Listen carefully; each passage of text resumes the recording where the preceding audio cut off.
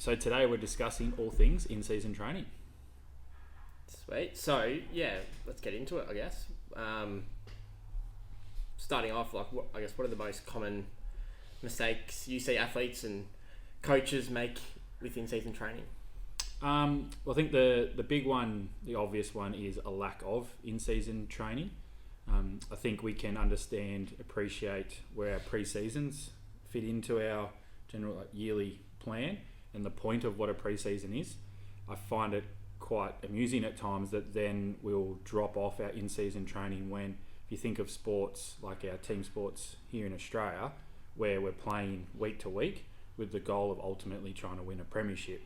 So for me, it makes no sense to kind of do this body of work when there's no games on, and then once games start where we want to play at our best, week to week over a whole season, and then peak for that, September period for our winter sports, and like I said, hopefully compete in a premiership, that we're not trying to get better or play at our best week on week.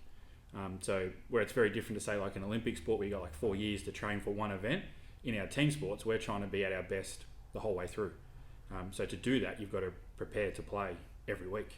So for me, in-season training becomes critical because we've got our sport training, but then we need to prepare the body to be at its absolute best from an athletic standpoint. Where do they go wrong with their in-season training? So if they are doing it, then the next big mistake I see is the fact that they have too much volume, not enough intensity. And this stems from the pre-season. So if you don't prepare for the more intense actions, it's hard then to add intensity once games start, because now you're really mindful of carrying soreness and fatigue into the game, as well as the fact that you're sore potentially and fatigued from the previous game. So one, it's preparing properly from the start and making sure you're getting enough intensity in your training so that the body's prepared kind of for worst case. And then it's almost like that minimal effective dose across the season, kind of almost vaccinating yourself to those high intensity actions so that your body doesn't become unaccustomed to them, because the game doesn't give you that on a weekend all the time. There might be moments in a game where it is pretty intense, but there might be 4 or 5 weeks that you don't actually have to sprint maximally because the game didn't demand it. So if you haven't prepared for it, it might be 6, 7, 8 weeks down the track, then all of a sudden you do this big sprint and then wonder why we do a hamstring pull, because we're just underprepared. Is that why we see cramps a lot early in season? Obviously we saw Nick Dacos get a bit of criticism for not being professional enough and not fit enough. Is it actually a fitness issue, or is it an intensity issue? 100% it's an intensity issue. There's a way to prepare for intensity, so you can't just go bang straight into full, match sim type actions and do a lot of them. So Nick Dacos is a great example in that it was, in the media that he'd been battling some plantar fasciitis. So to me, it's no surprise. Like he would have been off legs for a big part of the training, then they're building back in. They would rather have him at 60% than not at all. So they've just probably been maybe too cautious with him just to get him on the field. As a result, yes, no doubt he was underprepared from an intensity standpoint. Therefore, that round 0 game against the Giants, who are a really high-speed running team, was just too much for him. But that exposure then led him to ramp the next week, where now he'd had kind of his vaccination the week before. So then as a result, and he's just built week on week, and obviously now arguably the best player in the competition off the back of his high-speed running, his explosiveness. So now he's 100% been exposed to it and built it into his game. Yeah, and so how would you incorporate that high-intensity training in the pre-season so that, when it does come round 1, you're ready to go, you're not cramping, you're not fatiguing? How would you sort of build that into your, program? There's probably 2 parts. It's probably what's done at sport, and then it's probably done, outside of that individually with your prep, and everyone's going to be different there. So at the team training, so for coaches, it's making sure that there's the intensity element in your training. So how you prepare athletes, making it game-like. So I think it's common sense to me in the sense that you've got to build the skills and then put the skills under more pressure, and then a lot of that pressure is time pressure, so things being done at faster speeds, making sure you're doing enough of that, making sure you're getting your match practice in. You want those match simulations or practice matches to be at the right intensity. You probably need 2 or 3 of them, so you can manage guys and get enough in, so that then round 1 should almost feel easy. You've had 3-4 months to prepare for it. So it should be the easiest game of the year to prepare for, whereas most are underprepared for that. We got it a bit wrong with our Bushy's prep this year, and that was a little bit of logistics. We had our practice match 2 weeks. We had one hit out 2 weeks before our round 1 game, and that was minimal. We had to narrow the field at Punt Road, and wasn't the boys only played 3 quarters each in the 2 teams. So guys were definitely underdone from a match prep, and as a result, we had guys cramping and whatnot round 1, which I have no doubt was just lack of intensity preparation around being match ready. Yeah, and is there an element of, I guess, what we call match fitness that you can't prepare for? It's really hard to get players to work at the intensity of a match over a long enough time. Like it's evolution. The body goes, hang on, this is stressful. If I do this forever, it's going to essentially kill me. So the body's pretty good at going, hang on, hold back. Like, don't do this to yourself. So you've got to find ways to obviously just gradually overload that so that you do become prepared. And that's hard. And that's why you need really, smart, well-planned training sessions. You need and be doing the workout side of it. So from a gym perspective, your sprints, your conditioning leading up to that needs to be planned out so that there's some method to it. And if we sort of shift our focus to in-season, yep. Why does it, I guess, become so hard to train with intensity during the season? Obviously, I think most people probably go less is more. Yep. In season and take that kind of approach. So what are your sort of thoughts on that? I think there's probably a couple of things. I think first of all, behaviours drive mindset. So if you've never done it before, it's easy to have the mindset of less is more and almost be a bit afraid of it. And I know I've got lots of examples, people I work with that have been able to almost surprise themselves with how much work they can still do in season and still feel pretty good on the weekend. So it's a matter of you've kind of got to give it a go and then start to change almost your own mindset. Then once you've been doing it, it's a lot easier to keep doing the same thing. So you don't have to necessarily change too much. And even then, if you've done it over the pre-season and you drop a session in season but keep the quality in there, still keep a good training sort of base there that you're banking each week, then it's pretty easy to manage your game and your sport training in and around that and still feel pretty good. The other part is, I think, naturally sort of linking into the mindset stuff, we're generally very passive. So like if I give 2 people an option of going, here's the best rehab plan for you, but it's going to be a lot of hard work, versus here's a massage for you twice a week, most people take this, even if it's 50% of what this will get, because it's easy. You can lie on the table, you don't have to do much work. Whereas to prepare properly to play at your best is bloody hard. It takes a lot of work. So I think there's naturally a default to this. So then it's around the education and how you actually have a plan and why, what's the potential return on it to get people invested in it. Yeah, and so what are like some of the risks associated with, I guess, doing too little training during the season? Well, the season alone, and some of the research on this shows that performance drops massively, like between 20 to 60, 80% across the season from when you started at the start of the year, just from the fatigue that builds up over a season. So your sport is preparing you to be better at your sport from a technical and tactical standpoint. It's not doing a lot. If anything, a lot of it is actually making your body worse over time. So we want to have a way to actually help the body handle that stress. And what we know is, the stronger the athlete, the harder they are to break. So the more resilient they are to fatigue, to muscle strains, to tendon injuries, to even things like, your ACL thickens over time to, certain training. So it gets stronger to over time due to gradual exposure to the right training. So if you're not doing any of that, then essentially your body's kind of gradually breaking down because of the stress of your sport, and then you just gradually put yourself at more and more risk. Yeah, and so in your opinion, yep, if you were the coach of a local football team, professional team, yep, what would your training week look like? Yep. Let's say you play Saturday. What are your sort of training splits? Yeah. So depends a little bit on the level and the sport and whatnot, but basically you'd have, from your game, obviously your focus is that first day or 2 is on your recovery and probably reviewing the game and getting all that out of the way. And then your focus very much quickly shifts to the next week because you've got to still develop. I think if you're not aiming to get better, then you're very it's unlikely that you'll even maintain. You're probably declining. And everyone, like I said, wants to get better across the year. So for me, it's then rolling into, so say Saturday game, you're probably doing a little bit on a Monday, so it's probably a bit of a gym session. Potentially Tuesday's main training.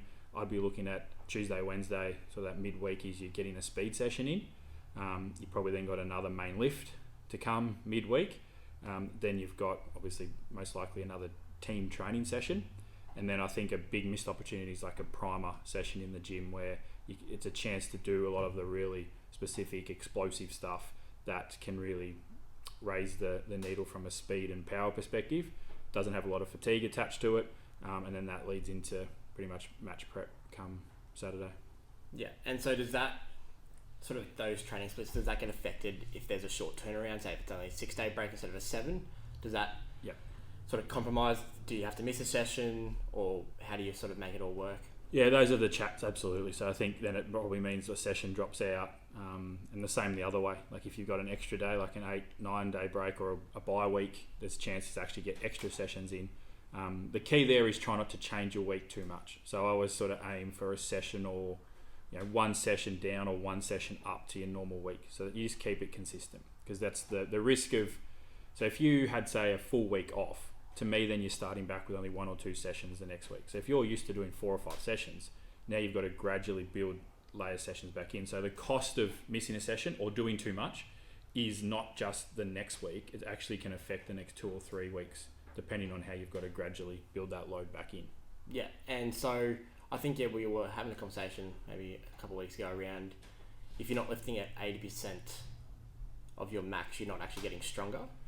Is that true? For the most part, yeah. So if we look at a strength stimulus, we want to be over that 80%. When we talk max strength, there's still potentially an element for beginners and whatnot, where obviously the technique will absolutely increase their strength just because they're getting better at the movement.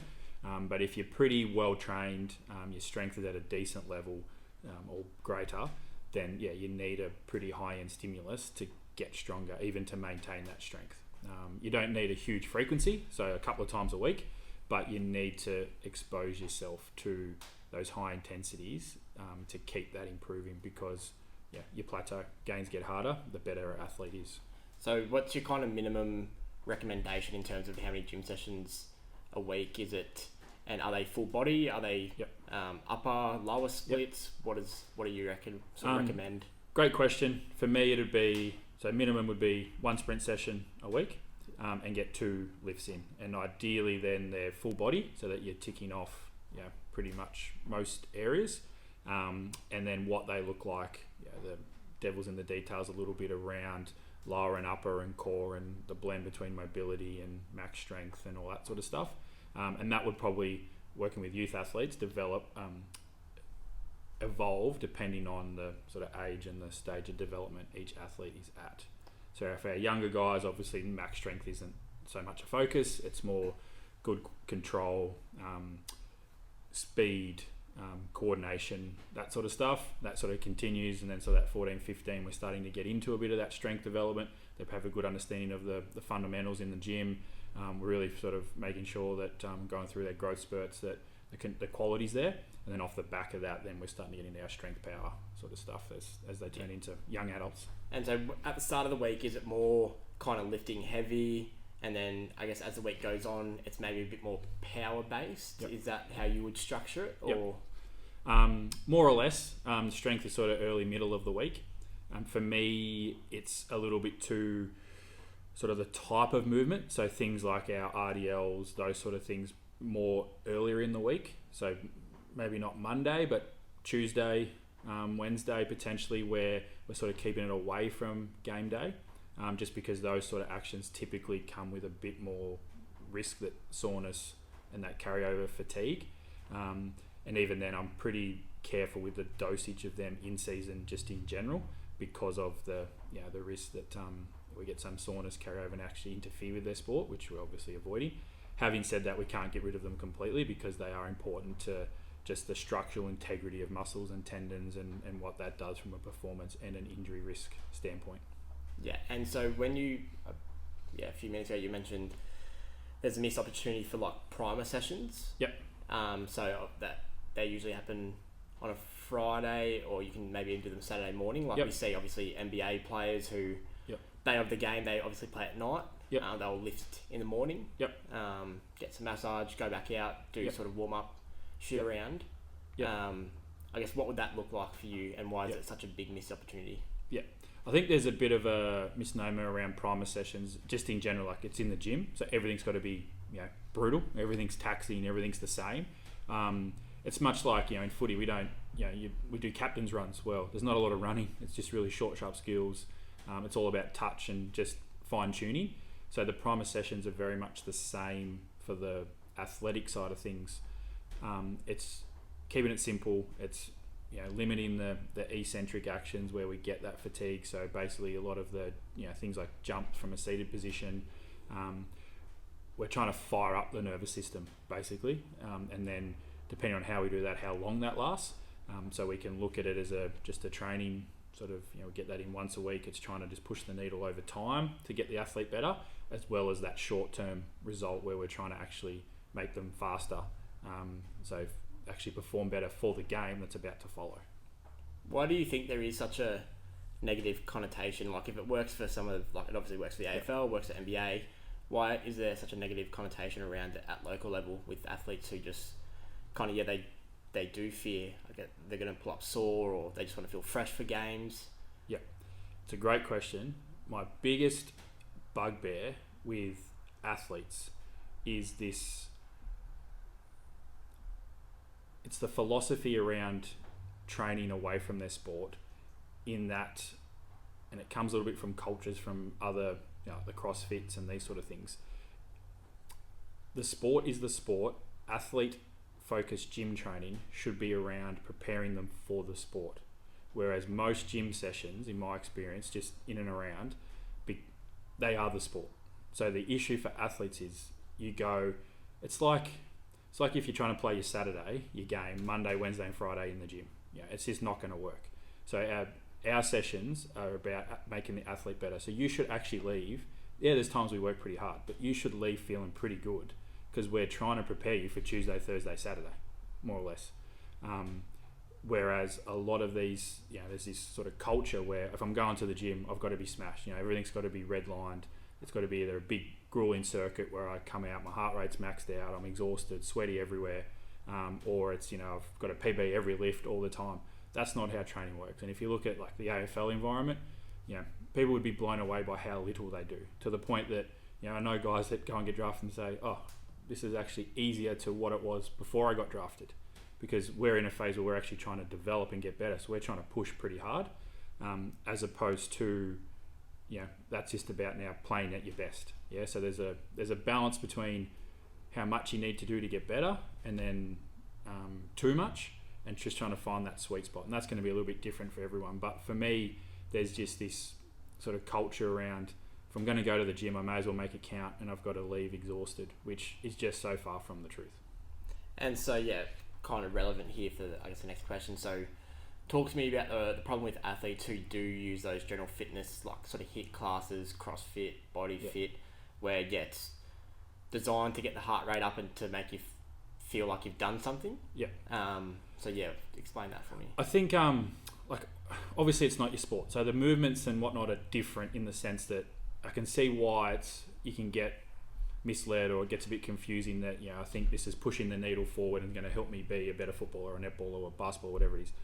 The problem is, because of the fatigue and how the sessions are designed, what actually happens is, if you broke it down, the heart rate zones you're working at, things like the speeds and all this sort of the work to rest times, all of it would be very similar between what you're doing at the gym and what you're doing on the footy field at training. And there's not enough like polarization across training. There's not enough like really high intensity, really low intensity work, and then a little bit in the middle. Kind of everything falls to this middle zone. As a result, we're not getting the really high quality training, and we're not getting just that general sort of things like general aerobic development and all that sort of stuff done. So a lot of it just happens in the middle. The problem with that is that's the stuff that doesn't necessarily raise the ceiling, but definitely is high fatigue, high soreness, and starts to really wear the athletes down. So we're not really getting better. We're just adding a lot more work in, and it has a big cost attached to it. And so what are some of the results of that cost? Is it is it injury? Yeah. Is it the fatigue leading to? Is it making them more susceptible to injury? Yeah. So typically, what you'll see is it's like the overtraining kind of cascade is a little bit of feeling tired, struggle with concentration, so you get a bit of a drop in performance. Then as that gets greater, now you can't get the output, so your things like your top speed, your explosiveness off the mark, start to drop, and then over time, then that potentially keeps going, and now you're recurring soreness that you can't shake, things like recurrent muscle injuries, that sort of stuff, where now you're fighting constant injuries, and then the problem with that is now you're in this constant, we call it the chronic rehabber. You try and load, you get injured, you back off, you try and load, and you're just constantly re-injured. So we're trying to avoid that cycle where we can, and if we find we're in that process, then that's where we've got to get the intensity back in, and there's a whole process for that too. Yeah, and so if we were to sort of look through the lens of a local footballer, obviously doing probably Tuesday, Thursday for most, play Saturday. Yeah. What are some alternative conditioning sessions that you would recommend a footballer sort of do? I'd be cautious with much conditioning. If you thought, having said that, I'm big on obviously trying to improve in season, as we spoke about. So if you identified that you weren't fit enough for whatever reason, and you obviously long year, you got 6 months before the end of the season, so you've still got to work on it. Probably step one would be the least risk to your football would be off-leg conditioning. So things like, swimming, cross trainers, rower, that sort of stuff. Potentially getting into bike and that sort of thing. I'm conscious of that because obviously you're still using legs. We talk a lot about pelvic tilt and hemi function, that sort of stuff. And too much time on the bike can potentially tighten up the hips and play a role there. So, but short spurts, not an issue. And then obviously some really specific targeted top-up running. So I think for me, it's not necessarily trying to do these big sessions. I'm looking at 10, 15, 20 minute things like your tempo runs, that sort of stuff, where we're still focusing on quality. There's still an element of, touching on that kind of repeat speed, high speed running element, which is such a big part of sports like footy. But then, you're not trying to smash them and you're not getting a lot of fatigue off the back of it. So it's trying to push the needle forward, move that needle, but at the same time not sacrifice and send them down that cascade of overtraining and start to see negative performance as a result. Is that why we kind of see, I can't remember the club, but during sort of like around buys in the AFL, clubs would do sort of like a 3 or 4 week pretty decent training block, kind of like what a pre-season block would look like. So that way, when it does come sort of September and the whips are cracking, they're more, I guess, ready for it. Is that something that should be done? Yeah, I think it's looking for opportunities. So where, like I said, depends on the team. Like if you're top of the ladder, you're 4 games clear, well then it's a bit different to how you manage that. But if you're 6th and 1 game out of finals, you can't afford to drop a game. So it is a delicate battle. So then you're looking for opportunities like bye weeks and how you can structure things in. I think, potential mistake there is, you got a bye week, you back off everything, and it might be called for because your teaming, the signs in front of you are saying everyone's cooked and we need a break and we need to pull back, and it's more a recovery week. You just got to be careful in what you do off the back of it. So I see a big mistake is, say you got to bye this week. So Tuesday they train, do a bit of recovery and match review. Thursday off, so that they get a good break away. Then they come in and smash them Tuesday. Well, it's like, what have they done for a week? So you've got to be mindful of what happens in that period of time. They're now not prepared for that hard Tuesday. So if you did it that approach, potentially what you need to do is an easier session Tuesday, and now you're looking at a hard session Thursday, which then leads into game on Saturday. So now there's a discussion around, is that what we want to do? Do we need to maybe train on that Thursday and then give them Tuesday off, and then have a short, sharp session on the Thursday leading into that game post-bye? So it's just always be mindful of the cost that, associated with some of these decisions, and I think where often we sort of forget what we've done the previous week and just focus on now moving forward, and don't respect, hang on, you've got to prepare, you've got to earn the right to whatever's in front of you, the work you're about to do.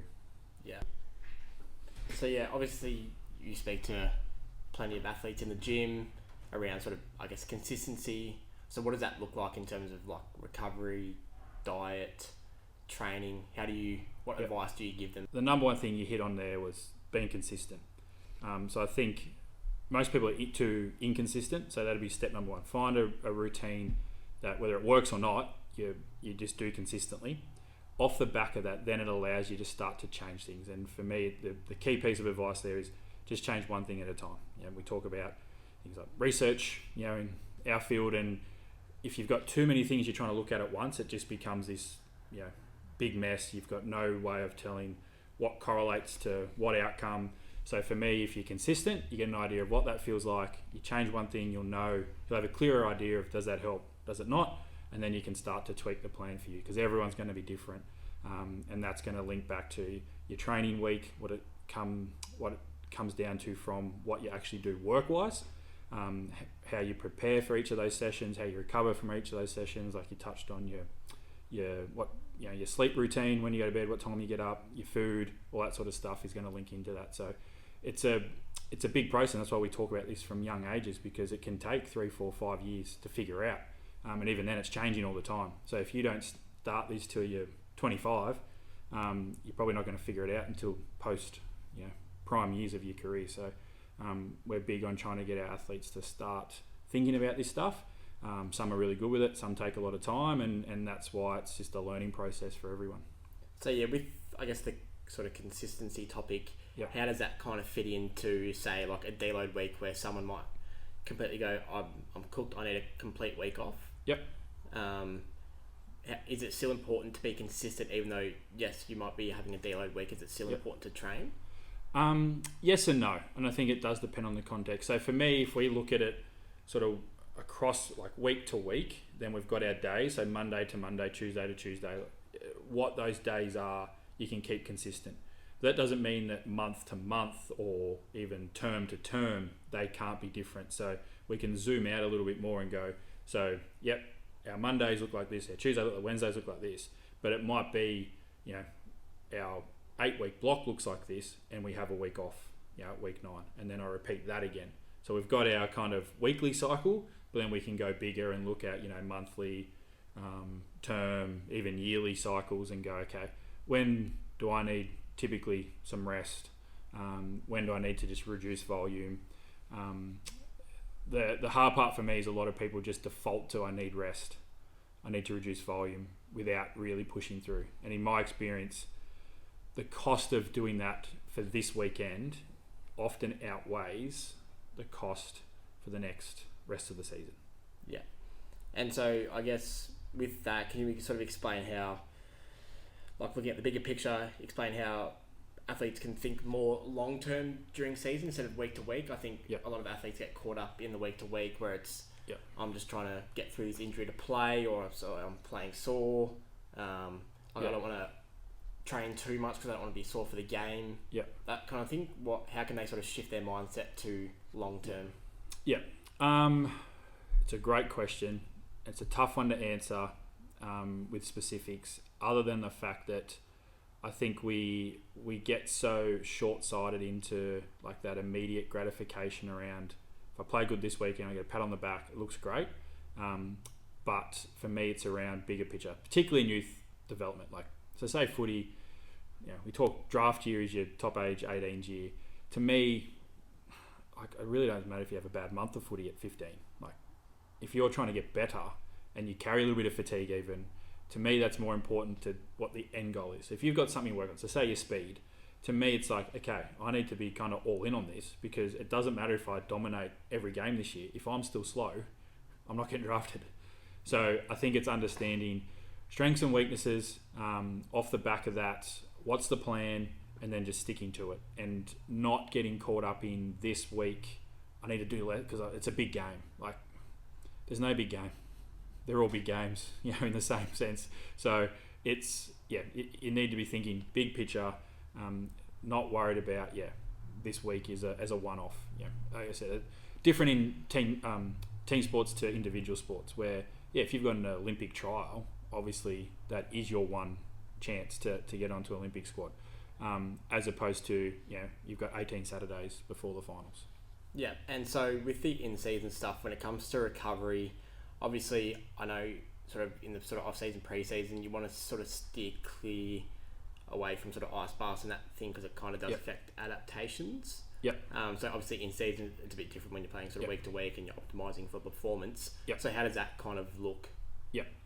If I was going to use ice baths, then it probably falls into post game. Like we were saying earlier in that week, the goal is just to recover as quick as possible, get in a position where you can start to train. Because obviously the quicker you recover, the more training you can get in across the week.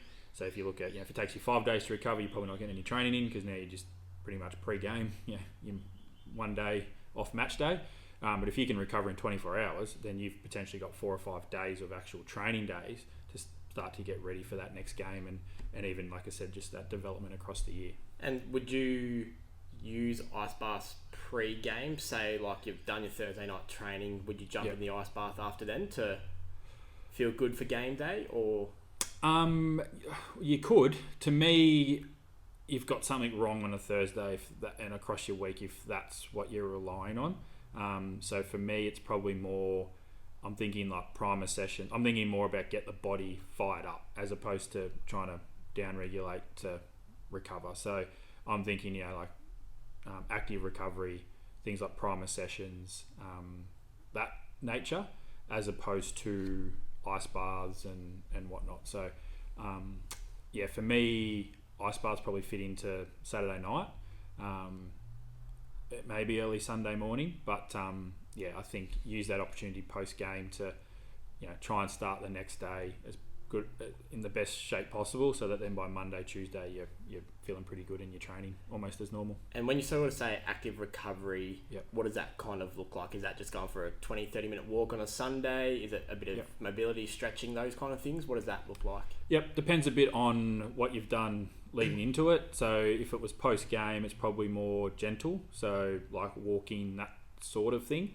I'd be careful even with too much stretching, because stretching does cause muscle damage, particularly if you're really tight and you overstretch. So if you've already got a lot of muscle damage post-match, adding stretching in might actually increase your soreness, so it can actually be detrimental. So again, it's understanding what you're doing and why you're doing it. Active recovery for me, post-game would be walk. Things like bike ride, it's a bit more gentle, not impact. You can just get the legs ticking over, and then further from the game you could get into some more intense type actions, like a bit of a gym lift.